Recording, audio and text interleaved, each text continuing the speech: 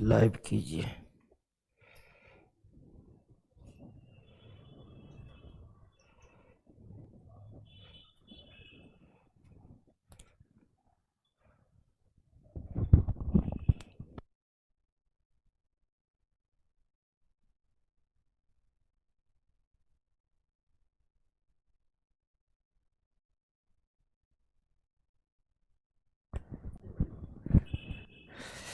Live हुआ?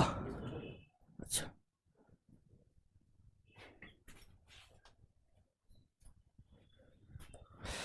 चलिए दोस्तों, स्केलेटन सिस्टम और बोले थे कि मॉर्फोलॉजी में एग्जाम्पल को याद रखना है, वो बहुत ज़रूरी था। तो आइए 13 नंबर चैप्टर के हम प्रश्न को लेकर आए हैं और स्केलेटन सिस्टम का प्रश्न तो बन ही गया होगा क्योंकि काफ़ी डिटेल डिस्कस किए थे इसका। तो आइए बिना देर की शुरुआत ही कर देते हैं। पहला प्रश्न आपके सामने में है, मानव कंकाल तंत्र या अस्थि तंत्र, यह भी समझने वाली बात है कि कंकाल तंत्र को अस्थि तंत्र भी कहा जाता है, यह भी आप ध्यान रखिएगा, के संबंध में निम्न में कौन सा कथन सही है। पहला, यह गति और प्रचलन में भाग लेता है, बिल्कुल सही कथन है यह कंकाल तंत्र के बारे में।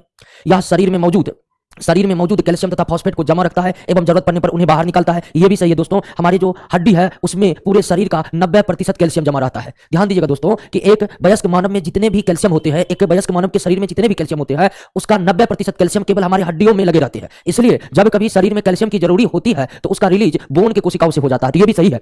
और सी नंबर, यह शरीर के आंतरिक अंगों को बाहरी आघातों से बचाता है तथा शरीर के भार को नियंत्रित करता है। तो ये तीनों ही यानी उपर्युक्त सभी कथन कंकाल तंत्र के बारे में सही है। ठीक है, कंकाल तंत्र के बारे में सही है। ठीक है, एक तरह की आवाज थोड़ा बढ़ा दीजिए, दे दीजिए थोड़ा आवाज।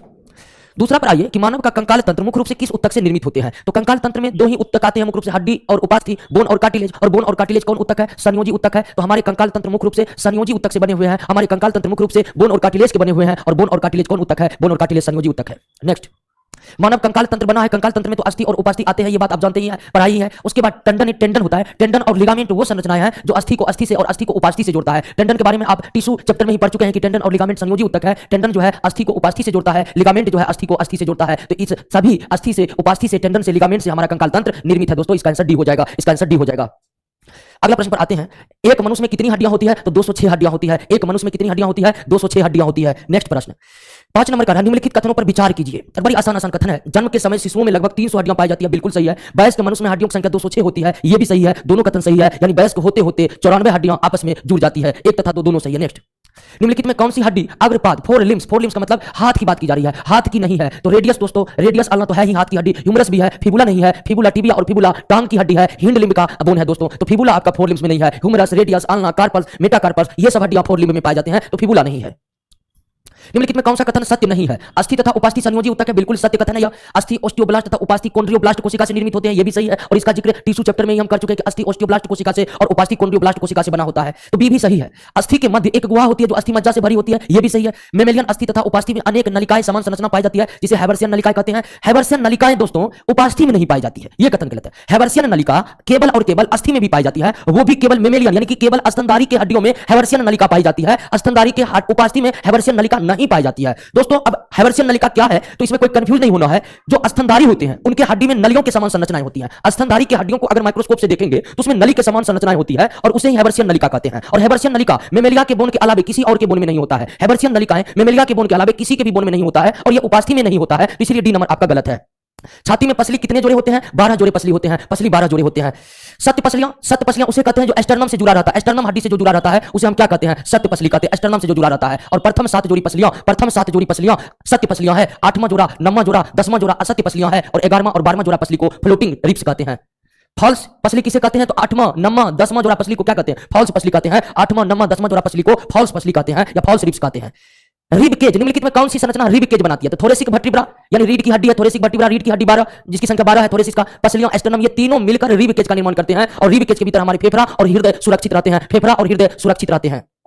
मानव के खोपड़ी के कंकाल क्षेत्र क्रेनियम रीजन में कुल हड्डियों की संख्या 8 है और फेशियल रीजन में 14 है दोस्तों। खोपड़ी के आनंद क्षेत्र, फेशियल रीजन को हिंदी में आनंद क्षेत्र कहा जाता है और इस क्षेत्र में बोन की संख्या कितनी होती है? 14 होती है। मेलियस इनकल तथा स्टेप, मेलियस इनकस होता है, इनकस तथा इनकस मेलियस इनकस तथा स्टेप्स हड्डियां निश्चित तौर पर मध्य कौन में या कौन में पाई जाती है। तो चूंकि यहां स्पष्ट कर दिया गया है बाह्य कौन, मध्य कौन, आंतरिक कौन, तो बाह्य कौन और आंतरिक कौन तो द्रव से भरा रहता है। मानव का आंतरिक कौन यानी कौन के सबसे भीतर का हिस्सा लिक्विड से भरा पड़ा होता है और बाहर का जो हिस्सा है बाह्य कौन, ये केवल उपास्थियों से बना है। कौन की 3 हड्डियां मेलियस इनकस स्टेप्स मध्य कौन में पाई जाती है। अंग्रेजी वर्णमाला के यू अक्षर के समान व्हाइट बोन कहां पाई जाती है? तो मुख गुहा के और मुख गुहा के नीचे में पाई जाती है। मुख गुहा के नीचे में ये व्हाइट नमक अस्थि पाई जाती है। मुख गुहा के नीचे में व्हाइट नमक अस्थि पाई जाती है। सचदेवा स्टूडेंट 15 का सी, मेरी भारती, उसके बाद मधुप्रिया, सबका आंसर सही आ रहा है क्योंकि क्वेश्चन ही बहुत आसान होगा अगर आप कल का क्लास किए हैं। सिर में स्कूल में टोटल हड्डी टोटल मिलाकर 29 है दोस्तों। स्कूल में कुल हड्डियों की संख्या 29 है, 29। नेक्स्ट, मेरुदंड यानी कि रीढ़ की हड्डी पूछा। मेरुदंड का मतलब रीढ़ की हड्डी, मेरुदंड मतलब रीढ़ की हड्डी, और रीढ़ में हड्डियों की संख्या कितनी है? 26 है। रीढ़ में हड्डियों की संख्या कितनी है? 26 है। मेरुदंड में पाए जाने वाली अस्थि को क्या कहते हैं? मेरुदंड में पाए जाने वाली अस्थि को वर्टिब्रा कहते हैं, कशेरुक कहते हैं, वर्टिब्रा कहते हैं, वर्टिब्रा कहते हैं। निम्नलिखित में कौन सा युग में सम्मिलित है दोस्तों? ये रीढ़ की हड्डियों की संख्या है। और 19 नंबर का आंसर दीजिएगा आप लोग। गुड्डू कुमार शर्मा 19 नंबर का आंसर दीजिए। कोई 19 लिखिएगा, देखते हैं कौन कौन 19 का दे रहा है आंसर। आवाज तो ठीक, आवाज नहीं है, थोड़ा मोबाइल का आवाज बढ़ा लीजिए। आवाज ठीक है ना? आवाज तो क्लियर है? अभी यहाँ पर देखिए आवाज चला के, ऑनलाइन वाले बोलिएगा आवाज ठीक ठाक नहीं जा रहा है।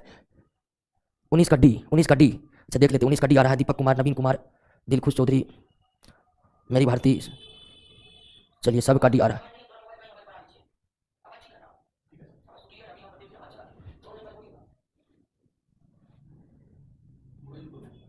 चलिए आते हैं 19 का देख लेते हैं। तो ये रीढ़ की हड्डियों के विभिन्न प्रकार है। ये रीढ़ की हड्डियों के विभिन्न प्रकार है। सर्विकल वर्टिब्रा यानी गर्दन वाली रीढ़, गर्दन में जो रीढ़ की हड्डी होती है 7 होता है, बिल्कुल सही है। थोरेसिस 12 होता है, लुम्बर 5 होता है, सेक्रम 1 होता है दोस्तों, ये गलत है। आपका आंसर डी होगा। सेक्रम वर्टिब्रा की संख्या मात्र 1 होती है। सेक्रम वर्टिब्रा की संख्या मात्र 1 होती है। नेक्स्ट, मेरुदंड के प्रथम कशेरुक, फर्स्ट वर्टिब्रा को क्या कहते हैं? जो खोपड़ी के अनुकपाल मुंडिका ओसिपिटल कंडाइल से जुड़ा रहता है।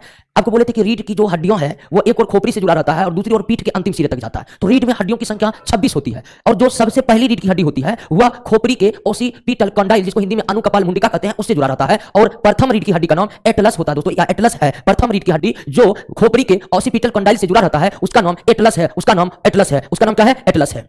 नेक्स्ट, निम्नलिखित कथनों पर विचार कीजिए। मानव की सबसे बड़ी हड्डी फीमर है जो जांघ में पाई जाती है, बिल्कुल सही है। मानव की सबसे छोटी हड्डी स्टेपिस है जो कान में पाई जाती है, यह भी सही है। दोनों कथन आपका सही है, दोनों कथन आपका सही है। नेक्स्ट, लिखते समय कुल 8 हड्डियां काम करती है। लिखते समय 5 अंगुलियों के 14 हड्डी में 8 हड्डियां कार्यशील रहती है, 8 हड्डियां कार्यशील रहती है। क्लेविकल और एस्केपुला, क्लेविकल और एस्केपुला नामक अस्थि जो है हमारे पेक्टोरल ग्राइडल में पाए जाते हैं, पेक्टोरल ग्राइडल में पाया जाता है, पेक्टोरल ग्राइडल में पाया जाता है। और पेक्टोरल ग्राइडल को हिंदी में अंश मेखला कहते हैं, यानी कि कंधा वाला एरिया में पाया जाता है। क्लेविकल और एस्केपुला कंधा वाला एरिया में पाया जाता है, पेक्टोरल ग्राइडल में पाया जाता है। पेक्टोरल ग्राइडल को हिंदी में हम अंश मेखला कहते हैं। एक सामान्य मनुष्य की सबसे बड़ी हड्डी फीमर की लंबाई 48 सेंटीमीटर होता है। यह सबसे बड़ी हड्डी है हमारे शरीर की। टिबिया और फिबुला नामक पक्षपाद में यानी पैर में पाई जाती है। टिबिया फिबुला पैर में पाई जाती है दोस्तों। जन्म के समय मानव के किस भाग की हड्डियां पूर्ण विकसित होती है? तो जन्म के समय मानव शरीर के केवल एक भाग की हड्डियां पूर्ण विकसित होती है, वो है कान का malleus incus steps. Malleus incus step जन्म के समय ही पूरा विकसित रहते हैं दोस्तों। तो और कान के अलावा किसी भी क्षेत्र की कोई भी हड्डी पूर्ण विकसित नहीं रहती है जन्म के समय, केवल कान के जो मध्य कान के जो 3 हड्डियां हैं केवल वही जन्म के समय विकसित रहती है। नेक्स्ट, निम्नलिखित में कौन सा बाह्य कंकाल का हिस्सा है? तो मानव के बाल और नाखून, पक्षियों के पर यानी फीदर्स एवं पंख, मत्स्य तथा सरीसृप का सल्क, सल्क मत्स्य और सरीसृप का सल्क, सल्क वही जो जैसे सरीसृप के ऊपर जो कवच चढ़े रहते हैं उसे ही सल्क कहते हैं, या सल्क के बारे में हम बताए थे जब पढ़ रहे थे एनिमल किंगडम के बारे में। तो ये सारे के सारे आपका बाह्य कंकाल का हिस्सा है। और बाह्य कंकाल की विशेषता है कि इनमें रक्त का संचार नहीं होता है, रक्त का संचार नहीं होता। नेक्स्ट, फेलेंजेस अस्थियां पाई जाती है हाथ पैर दोनों की उंगलियों में। हाथ की भी उंगलियों में फेलेंजेस और पैर की भी उंगलियों में फेलेंजेस, और हाथ पैर दोनों में 5-5 उंगलियां हैं और दोनों के ही 5-5 उंगलियों में कुल 14-14 बोन होते हैं दोस्तों। कैप नामक हड्डी जो घुटने के औदरिक भाग को ढके रहता है, घुटने की हड्डी कैप के समान होता है, उसे पटेला कहते हैं, उसे क्या कहते हैं? पटेला कहते हैं। नेक्स्ट, ह्यूमरस अस्थि कहां पाए जाते हैं? तो ऊपरी बाहु में, इसको ऊपरी बाहु कहते हैं। ह्यूमरस अस्थि ऊपरी बाहु में पाए जाते हैं, ह्यूमरस अस्थि ऊपरी बाहु में पाए जाते हैं दोस्तों। अस्थि में कौन सा लवण सर्वाधिक रहता है? तो कैल्शियम और उसके बाद फॉस्फेट। तो कैल्शियम फॉस्फेट सबसे ज्यादा रहता है दोस्तों, कैल्शियम फॉस्फेट सबसे ज्यादा रहता है। कैल्शियम फॉस्फेट या यूं कहिए कि मुख्य रूप से यही लवण रहते हैं हमारे हड्डी में, फिर उपास्थि में नहीं रहते कैल्शियम फॉस्फेट। अक्षीय कंकाल, एक्सियल स्केलेटन में कुल अस्थियों की संख्या कितनी है? एक्सियल स्केलेटन में कुल अस्थियों की संख्या कितनी है? अब एक्सियल स्केलेटन में क्या पाए जाते हैं? स्कूल पाए जाते हैं। स्कूल में कितना? 29।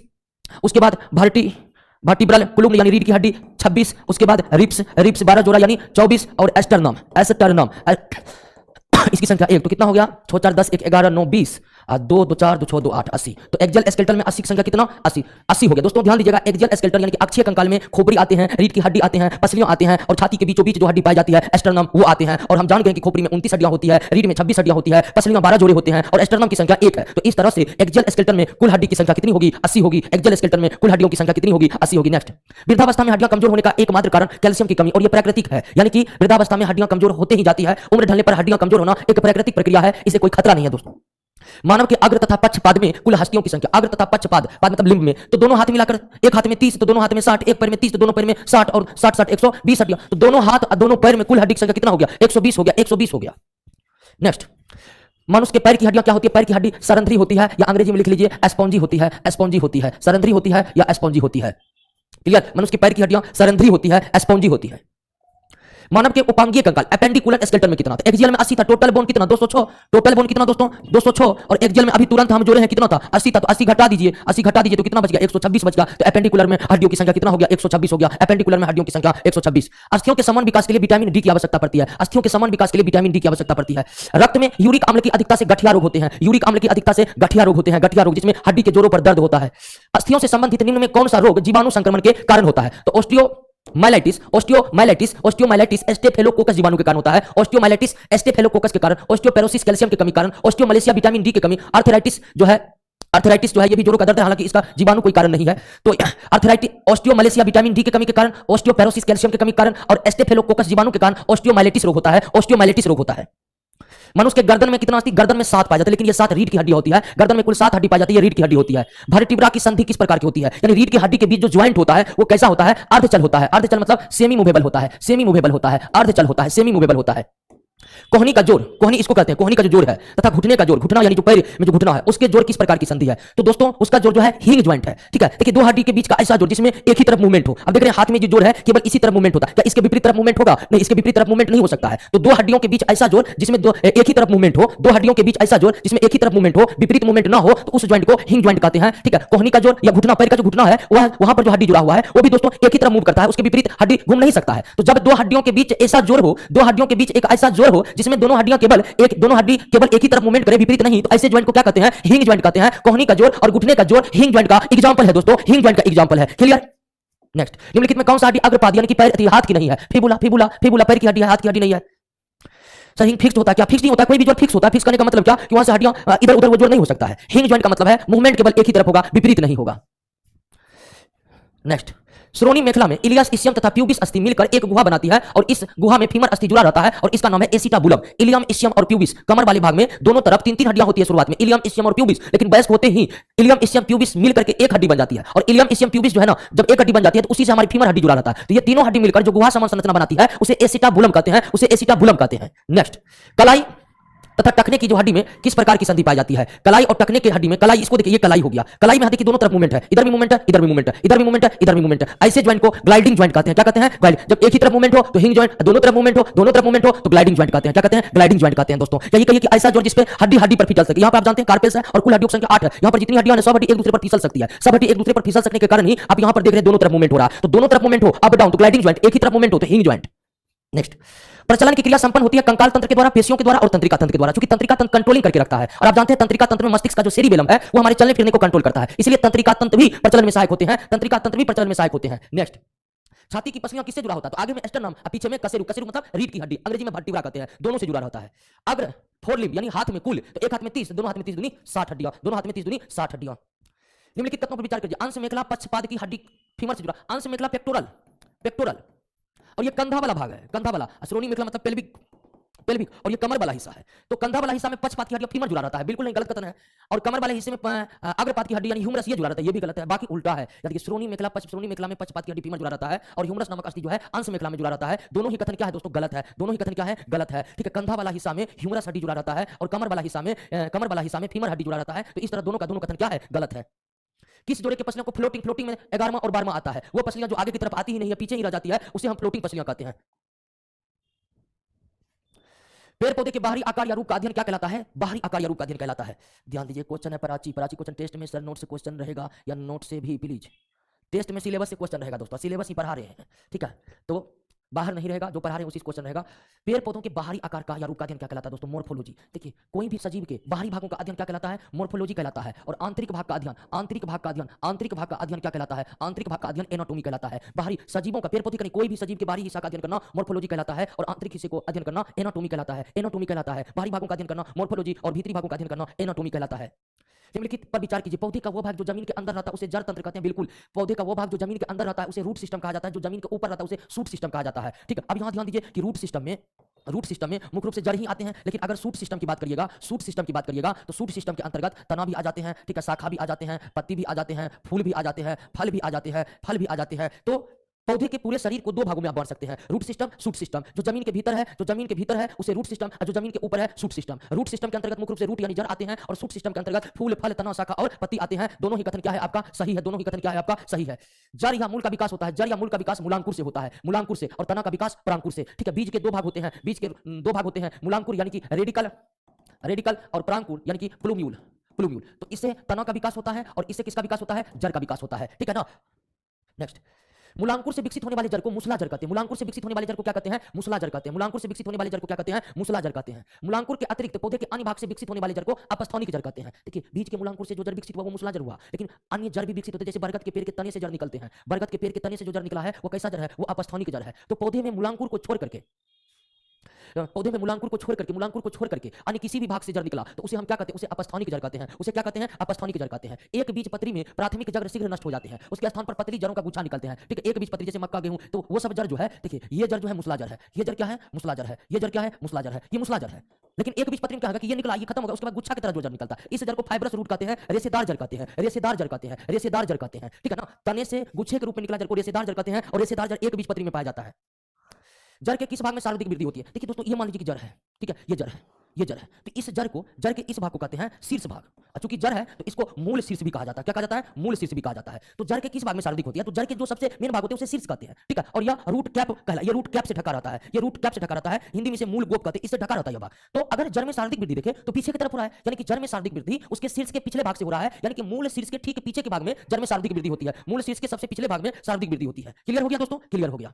जड़ के किस भाग से पार्श्व जड़ निकलती है, ठीक है, देखिए ये जड़ का, ये जड़ है, ये आपका हो गया रूट कैप, ये क्या हो गया, रूट कैप हो गया। रूट कैप में होता है region of cell division, region of cell division.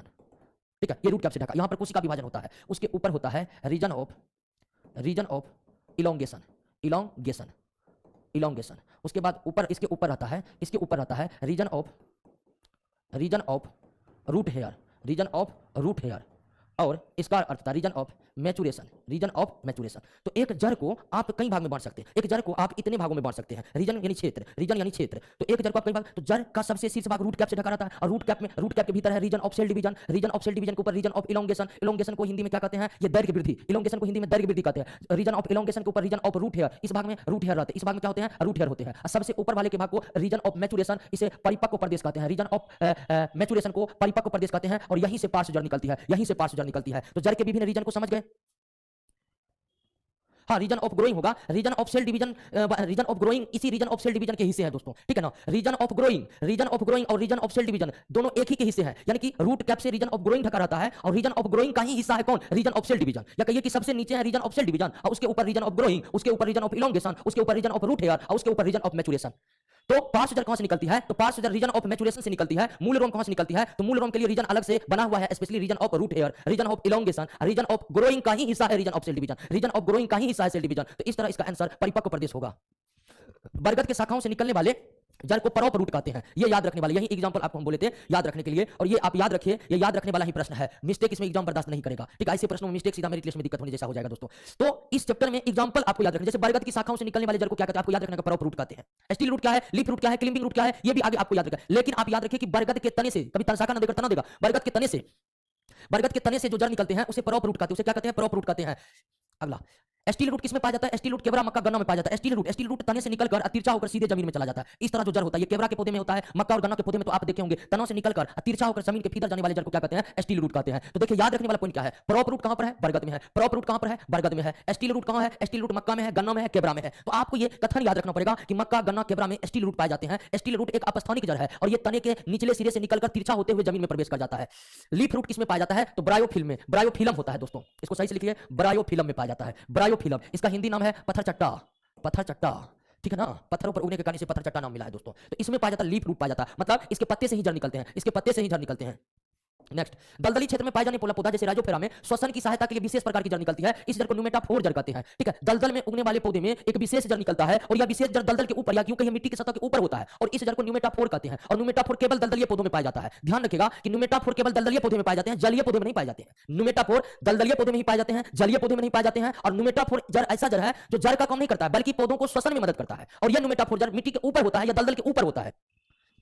Next, निम्नलिखित में किसे बटर रूट्स पाया जाता है? बटर रूट्स पाया जाता है सेमल के पौधा में, ठीक है। अब बटर रूट्स और भी कई पौधे में पाए जाते हैं, लेकिन आप याद रखिएगा कि सेमल के पौधे में बटर रूट्स पाए जाते हैं। बटर रूट्स क्या है दोस्तों? जैसे बड़ी बड़ी वृक्ष, जैसे बड़ी बड़ी वृक्ष है, बड़े बड़े वृक्ष में इस तरह के जड़ निकलते हैं, इस तरह के जड़ निकलते हैं, इस तरह के जड़ निकलते हैं, तनों से इस तरह का जड़ निकलेगा, इस तरह का जड़ निकलेगा। बड़े बड़े वृक्ष के तने से इस तरह से ढेर सारे जड़ निकल करके, ढेर सारे जड़ निकल करके लंबी लंबी दूर तक फैल जाएगा, लंबी लंबी दूर तक फैल जाएगा, लंबी लंबी दूर तक फैल जाएगा। ऐसे ही जड़ को क्या कहते हैं? बटर रूट्स कहते हैं, बटर रूट्स कहते हैं, ठीक है ना। या बटर रूट्स आप देखना कि बटर रूट्स कैसा होता है, तो एकदम गूगल पर करिएगा, ठीक है, बटर रूट्स, ठीक है, आ जाएगा आपको पूरा। तो ये बटर रूट्स होते हैं बड़े बड़े वृक्षों में होते हैं, वृक्षों में जो होते हैं एकदम तने से निकल करके लंबे दूर दूर तक फैल जाते हैं। फिगर देखना चाहते हैं आराम से इसमें गूगल करिएगा, आपको फिगर निकल जाएगा। तो आप याद रखिएगा सेमल के पौधे में। नेक्स्ट, न्यूमेटाफोर्स प्रायः पाया जाता है। न्यूमेटाफोर्स भी मैनग्रोव पौधा में, क्योंकि मैनग्रोव दलदलीय पौधा में होता है, मैनग्रोव दलदलीय पौधा है। पौन में क्या पाया जाता है? पौन वाला भी क्वेश्चन है, पौन वाला भी क्वेश्चन आ रहा है। बटर रूट्स बरगद में नहीं, बरगद में भी पाया जाता है। आगे आते हैं मैनग्रोव। देखिए यहाँ पर न्यूमेटाफोर्स केवल दलदलीय पौधों में पाया जाता है, जलीय पौधों में नहीं पाया जाता है। और मैनग्रोव दलदलीय पौधा है। मैनग्रोव क्या है दोस्तों? दलदलीय पौधा है। मैनग्रोव दलदलीय पौधा है। ऊपरी रुही मूल, ऊपरी रुही को मूल जो है आर्किडस में पाया जाता है। ऊपरी रुही एपीफाइटिक रूट, एपीफाइटिक रूट, ये रूट ऐसे रूट होते हैं जो पौधा को दूसरे पौधा पर लटकने में मदद करते हैं, ठीक है। ऊपरी रुही मूल, मूल का मतलब जड़, ऊपरी रुही मूल जो है एपीफाइटिक रूट जो है, यह पौधे को किसी दूसरे पौधे पर चढ़ने में मदद करते हैं और ये आर्किड में पाया जाता है। आर्किड दूसरे पौधे पर ही यांत्रिक सहायता के लिए या मैकेनिकल सपोर्ट के लिए चढ़ते हैं अपने एपीफाइटिक रूट के जरिए। डहेलिया की जड़ें क्या होती है? डहेलिया की जड़ें कंदील और पुलकित होती है, ठीक है। ट्यूबेरस और फेसिकुलेटेड, ट्यूबेरस और फेसिकुलेटेड, कंदील और पुलकित जड़ के एग्जांपल आपके नोट्स में दिया हुआ है और आप याद रखेगा, सिर्फ आपको याद रखना और कुछ नहीं, कोई कंसेप्ट नहीं है, सिर्फ याद रखिए कि डहेलिया में कंदील और पुलकित जड़ पाए जाते हैं। क्योंकि जड़ों का डिफिनेशन दोस्तों इतना लंबा है ना, इतने प्रकार के जड़ है कि उसको आप अगर एक एक करके पढ़ने लगेगा तो उसमें फंस जाइएगा। और सिलेबस में भी आपको नहीं है, घूम फिर कर अगर क्वेश्चन इस चैप्टर से आते हैं ना तो केवल हड्डियों के संदर्भ में आते हैं। ज्यादातर इस चैप्टर में बस केवल हड्डियों के संदर्भ में पूछे गए हैं, लेकिन अगर पूछे जाएंगे इधर उधर तो जितना प्रश्न करवा रहे हैं ना उससे बाहर जाने वाला नहीं है। तो डहेलिया की जड़ें कंदील और पुलकित होती है। श्वसन मूल पाया जाता है। श्वसन मूल किसमें पाया जाता है? न्यूमेटाफोर्स श्वसन मूल जूसिया में पाया जाता है और जूसिया आपका दलदलीय पौधा है। मैनग्रोव प्लांट के तहत जूसिया, राइजोफोरा, ये सब दलदलीय पौधा है। दलदल में उगने वाले पौधा में ही श्वसन मूल यानी कि वही जिसका अंग्रेजी रूपांतरण न्यूमेटाफोर था वो है। निम्नलिखित कौन सा युग्म सम्मिलित नहीं है? तुर्क रूपी जड़ मूली में पाया जाता है, बिल्कुल याद किए होंगे। तुर्क रूपी, कुंभी रूपी, कुंभी रूपी सलजम में, शंकु रूपी चुकंदर में नहीं। चुकंदर भी दोस्तों इस तरह से होता है और इस तरह के जड़ को हम कुंभी रूपी कहते हैं। तो सलजम और चुकंदर दोनों में ही कुंभी रूपी जड़ पाया जाता है। शंकु रूपी जड़ किसमें पाया जाता है? गाजर में पाया जाता है। शंकु रूपी जड़ गाजर में पाया जाता है, गाजर में पाया जाता है। शंकु रूपी जड़ गाजर में पाया जाता है। तो सी नंबर जो है आपका सम्मिलित नहीं है। शकरकंद का जड़ गांठदार। गाजर क्या है? गाजर एक जड़ है। गाजर क्या है? जड़ है। और कैसा जड़ है? मूसला जड़ है। गाजर कैसा जड़ है? मूसला जड़ है या शंकुरूपी जड़ है। शंकुरूपी जड़ है।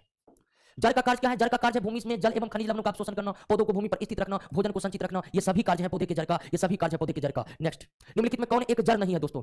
दोस्तों जड़ की सबसे बड़ी विशेषता है कि जड़ जो है, निम्नलिखित में कौन एक जड़ नहीं है? अब इसमें कैसे पता लगाइएगा? तो एक होता है भूमिगत तनाव, भूमिगत तनाव और जड़, ये दोनों काफी समान लगते हैं। भूमिगत तनाव भी भूमि के अंदर रहते हैं और जड़ के समान ही प्रतीत होते हैं और एक जड़ होते हैं। इन दोनों में हम कैसे अंतर करेंगे? तो भूमिगत तनाव जो होते हैं, भूमिगत तनाव की जो विशेषताएं होती है, भूमिगत तनाव नए पौधे उत्पन्न कर सकते हैं, नए पौधे उत्पन्न कर सकते हैं, उत्पन्न कर सकते हैं। जबकि जो जड़ होते हैं वो नए पौधे उत्पन्न नहीं कर सकते हैं, नए पौधे उत्पन्न नहीं कर सकते हैं, नहीं कर सकते हैं, नहीं कर सकते हैं दोस्तों। तो भूमिगत तनाव की सबसे बड़ी पहचान ये है। भूमिगत तनाव की आप पहचान कैसे करिएगा? तो भूमिगत तनाव की जो सबसे खास विशेषता है कि ये नए पौधे उत्पन्न कर सकते हैं। आलू जो है वो एक तनाव है क्योंकि आलू नए आलू के पौधे को उत्पन्न कर सकता है। गाजर जड़ है क्योंकि गाजर से नए गाजर के पौधे उत्पन्न नहीं हो सकते, ये जड़ है दोस्तों। फिर आप कौन एक जड़ नहीं है? हाँ, तो जड़ आपका आलू जड़ नहीं है, आलू जड़ नहीं है। इसके अलावा गाजर, मूली, शकरकंद ये सब जड़ के उदाहरण है, जड़ के उदाहरण है क्योंकि और जड़ के उदाहरण है और इससे यानी कि गाजर से, मूली से, शकरकंद से आप नए पौधे उत्पन्न नहीं कर सकते। इसके विपरीत जो भूमिगत तनाव होते हैं, जो जड़ के समान ही प्रतीत होते हैं, उसकी खास विशेषता यह है कि वे नए पौधे को उत्पन्न कर सकते हैं। जैसे प्याज हो गया, भूमिगत रहते हैं लेकिन वो तनाव है क्योंकि प्याज नए प्याज के पौधे को उत्पन्न कर सकते हैं। लहसुन, अदरक, हल्दी ये सब तनाव है, ये सब भूमिगत तनाव है क्योंकि ये सब नए पौधे उत्पन्न कर सकते हैं। तो भूमिगत तनाव और जड़ की पहचान हम इसी लाइन से आराम से कर सकते हैं दोस्तों। पर्व और पर्व संधि किसमें पाए जाते हैं? तनाव में पाए जाते हैं, ठीक है, तनाव में पाए जाते हैं। नोड और इंटरनोड तनों की विशेषता है, नोड और इंटरनोड तनों की विशेषता है दोस्तों। तने के वे भाग जहां से पत्तियां निकलती है, तने के वे भाग जहां से पत्तियां निकलती है, तने के वे भाग जहां से पत्तियां निकलती है, तने के वे भाग जहां से पत्तियां निकलती हैं, इसे नोड कहते हैं, इसे नोड कहते हैं, नोड कहते हैं। और दो नोड के बीच की दूरी को इंटरनोड कहते हैं, दो नोड के बीच की दूरी को क्या कहते हैं? इंटरनोड कहते हैं, दो नोड के बीच की दूरी को क्या कहते हैं? इंटरनोड कहते हैं। तने का विकास किससे होता है? तने का विकास बीज के परांकुर से होता है, तने का विकास बीज के परांकुर से होता है, तने का विकास बीज के परांकुर से होता है। भूमिगत तने के संबंध में कौन सा एक सही नहीं है? भूमिगत तनाव या तनाव हमेशा मोटे और गुदेदार होते हैं, बिल्कुल सही है। इसमें पर्व और पर्व संधियां नहीं पाई जाती, ये गलत है। तनाव का सबसे बड़ी विशेषता है कि पर्व और पर्व संधि पाए जाते हैं। भूमिगत तनाव के पर्व और पर्व संधि, भूमिगत तनाव के नोड और इंटरनोड, नोड और इंटरनोड स्पष्ट नहीं होते हैं, लेकिन भूमिगत तनाव के नोड और नोड की पहचान इससे की जा सकती है कि भूमिगत तनाव में जहां से पौधे निकल रहे वहीं उसका नोड होता है। तो तने की विशेषता हो तने की सबसे बड़ी विशेषता यही है कि उसमें नोड और इंटरनोड की उपस्थिति रहती है। कोई भी तनाव हो उसमें नोड इंटरनोड होगा ही होगा, तो यह कथन बिल्कुल गलत है। इन तनों में वेजिटेटिव रिप्रोडक्शन की क्षमता होती है, बिल्कुल यह भोज्य पदार्थों को संचित रहता है, ये भी सही है। निम्नलिखित में कौन एक तनाव है? आलू एक तनाव है क्योंकि आलू से नए आलू के पौधे उत्पन्न किए जा सकते हैं। निम्नलिखित में कौन एक तना नहीं है? तो गाजर आपका जड़ है, गाजर आपका जड़ है, क्योंकि गाजर से आप नए गाजर के पौधे को विकसित नहीं कर सकते हैं। आलू भूमिगत तना है, और आलू भूमिगत तना का कौन सा रूप है? कंद। आलू भूमिगत तना का कंद है। प्रकंद के अंतर्गत हल्दी आते हैं, अदरक आते हैं, अदरक आते हैं। घनकंद के अंतर्गत ओल आते हैं, ओल आते हैं। बल्ब के अंतर्गत प्याज और लहसुन आते हैं। तो आप याद रखिएगा कि प्याज हो गया, लहसुन हो गया, आलू हो गया, हल्दी हो गया, अदरक हो गया, ओल हो गया, सभी भूमिगत तना है, सभी नए पौधे को उत्पन्न कर सकते हैं। हल्दी और अदरक प्रकंद है, यानी कि भूमिगत तने के भी कई प्रकार हैं। तो हल्दी और अदरक प्रकंद है, ओल जो है घनकंद है, प्याज और लहसुन जो है सलकंद है, और आलू कंद है। जब तना बहुत छोटा हो और पत्तियां मांसल होकर भूमि में रहते हो, उसे बल्ब कहते हैं। जैसे एग्जांपल आपका प्याज और लहसुन का हो गया, प्याज और लहसुन का हो गया, ये बल्ब है। नेक्स्ट, निम्नलिखित में कौन सा युग्म सही सम्मिलित नहीं है? आलू कंद, प्याज बल्ब, अदरक पंद्रक, अदरक जो है प्रकंद है, ओल प्रकंद नहीं, ओल अभी ओल घनकंद के उदाहरण अभी तुरंत हम बताएं। ओल किसके उदाहरण है? घनकंद के उदाहरण है। ओल घनकंद के उदाहरण है दोस्तों। तना जिसमें पर्व लंबा होता है, वो जमीन पर रेंग कर चलता है, उसे क्या कहते हैं? ठीक है, इस तरह से, ठीक है, इस तरह से जमीन पर रेंग कर चलता है, जमीन पर रेंग कर चलता है, जमीन पर रेंग कर चलता है। ठीक है, इसे क्या कहते हैं? इसे क्या कहते हैं? इसे जैसे एग्जांपल में आपको हम दूब घास दे रहे हैं, दूब घास इसी तरह आगे बढ़ेगा। ठीक है, यहाँ पर फिर यहाँ पर फिर यहाँ पर इसी तरह आगे भागते जाएगा। इसको रनर कहते हैं। इसको क्या कहते हैं? रनर कहते हैं। रनर वाला जड़ जो है दूब घास में पाया जाता है, दूब घास में पाया जाता है। नेक्स्ट, नेक्स्ट, बेल तथा नींबू में पाए जाने वाले कांटे क्या है? कांटे रूपांतरित तना है। कांटे रूपांतरित तना है दोस्तों। कांटे क्या है? रूपांतरित तना है। नेक्स्ट, और कांटे रूपांतरित तना है केवल किसमें? बेल और नींबू में। नागफेनी का कांटा फिर उसका पत्ता है, ये बात आप याद रखिएगा। तो नींबू और बेल का जो कांटा है वो उसका तना है, फिर आप नागफेनी में जाइएगा तो उसका कांटा उसका पत्ता है। यानी नागफेनी का कांटा पत्तों का रूपांतरण है, नींबू का कांटा तनों का रूपांतरण है। तो यानी कि यहाँ पर बेल और नींबू में कांटा है तो हम तना है, तो कांटा सब पौधे में तना होगा, ऐसा बिल्कुल भी नहीं है दोस्तों। फिलहाल तो आप याद रखिए कि बेल और नींबू में कांटा तने का रूपांतरण है। मरुद भी तो पौधे के तने हरे, चपटे या गोल आकृति रूपांतरित होकर पत्तियों की तरह प्रकाश संश्लेषण करते हैं, और ऐसे तने को फैलोकैलिडी कहते हैं, पर्णाभ स्तंभ कहते हैं। यानी कि जो नागफेनी आप देखिए वो मरुद भी पौधा है, और उसके जो पत्ते आप देख रहे हैं जिसमें कांटे लगे होते हैं, तो वास्तव में वो पत्ते नहीं, वही तना है। नागफेनी में पत्ता कांटों में परिवर्तित हो जाता है और तना पत्तों की तरह दिखने लगते हैं। तो ऐसे तना जो पत्तों की तरह दिखने लगे और प्रकाश संश्लेषण भी करने लगे, वैसे तना को हम फैलोकैलिडी कहते हैं। और मरुद भी पौधा नागफेनी में फैलोकैलिडी स्टीम ही पाया जाता है। कैक्टस में सूल, पत्ती का रूपांतरण, सूल यानी कि कांटा, सूल यानी कि कांटा, और अभी तुरंत बताया कैक्टस यानी कि नागफेनी, ये आपका पत्ती का रूपांतरण है। पान की लता में आरोही मूल पाया जाता है, आरोही जड़, जिसको अंग्रेजी में क्लिम्बिंग रूट कहते हैं, आरोही जड़ पाया जाता है। घटपर्णी के निम्नलिखित, घटपर्णी एक कीटभक्षी पौधा है जिसमें घड़े के समान आकृति रहती है। तो घटपर्णी के निम्नलिखित में कौन सा एक घाट के रूपांतरित में? तो पत्ता। घटपर्णी जो कीटभक्षी पौधा है उसका पत्ता ही घड़ा का समान आकृति बनाकर आकृति बना लेता है, जिसको हम घाट कहते हैं। तो ये पत्तों का रूपांतरण है। कीटभक्षी पौधे कलश पादप नेफेंथी तथा कलश तथा ब्लडर, कीटभक्षी पौधे कलश पादप का कलश तथा ब्लडर वट का ब्लडर किसका रूपांतरण है? तो पत्ती का रूपांतरण है। जितने भी कीटभक्षी पौधा है, और जो भी कीटभक्षी पौधा है वो आपके बायोलॉजी के चौथा नंबर में एक जगह किया हुआ है, उसका वैज्ञानिक नाम भी है। तो जितने भी कीटभक्षी पौधा है उसमें कीटों को पकड़ने के लिए विशेष विशेष आकृति बनी होती है, और वो कीटभक्षी पौधा में कीटों को पकड़ने के लिए जो विशेष आकृतियां बनी होती है वो उसके पत्तों के द्वारा बनी होती है, उसके पत्तों के रूपांतरित होकर बनती है दोस्तों।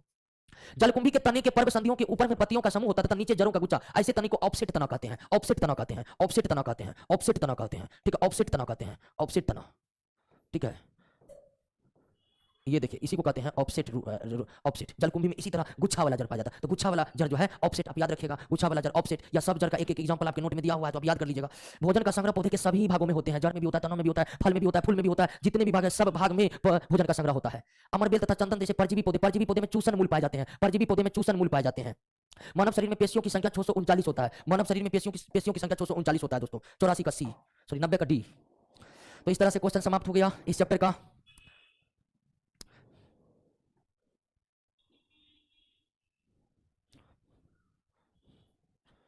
चलिए दोस्तों बोलिए अब आप लोग, 90 का डी होगा।